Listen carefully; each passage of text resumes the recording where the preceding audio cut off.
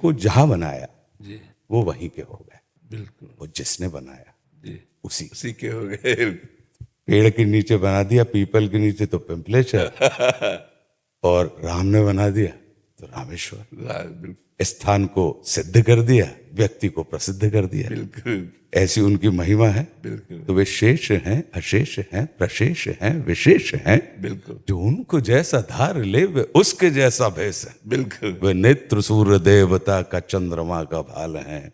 विलय भी वे, प्रलय भी वे, अकाल महाकाल हैं।